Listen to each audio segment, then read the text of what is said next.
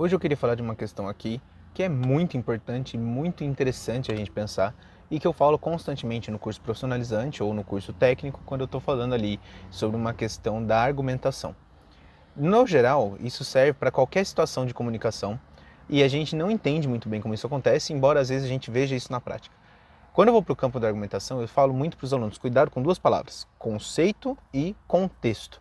Para eles, isso eu estou falando assim de qual que é o significado de uma palavra e qual momento aquele significado é aquele significado. Fica mais fácil explicar assim, mas eu gostaria de que você pensasse, você que está assistindo esse vídeo, que para Saussure isso se chamava sincronia e diacronia de alguma forma. Não é exatamente só a questão do conceito e contexto, é um pouco mais abrangente, mas de certa forma responde. Para Saussure, quando ele fala do termo sincronia, ele está avaliando uma palavra, um formato da palavra, como que a linguagem se refere ao momento síncrono, este momento da palavra, da língua, da linguagem, daquele momento em que aquilo é dito, do momento do discurso, de como se faz hoje. Então, como se faz a conjugação sintática, a conjugação dos verbos, a forma sintática das frases, a semântica de hoje em dia. E para ele, diacronia é como aquilo já se fez. Então, por exemplo, eu vou aplicar aqui nesse vídeo, para não ficar longo demais, vou pôr uma coisa muito prática.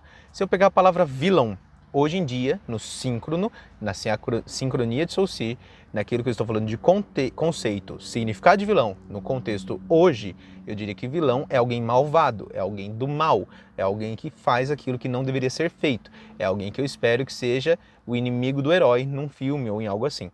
Quando, se eu pegar a palavra vilão, tempos e tempos atrás, na origem de sua palavra, eu busco o recurso etimológico, eu vou para a diacronia de Saussure, eu pego o conceito, o significado de vilão, numa diacronia, né, num momento da história, ou em outro contexto, e eu diria que vilão era todo e qualquer um que more na vila.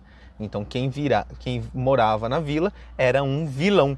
Isso é o que para Saussure seria diacronia e sincronia, para mostrar que vilão em dois momentos diferentes da história significam coisas diferentes. E hoje a gente teria que pensar, por que eu falei essa palavra? Por que isso é importante para um aluno? Termo prático, fecha o vídeo.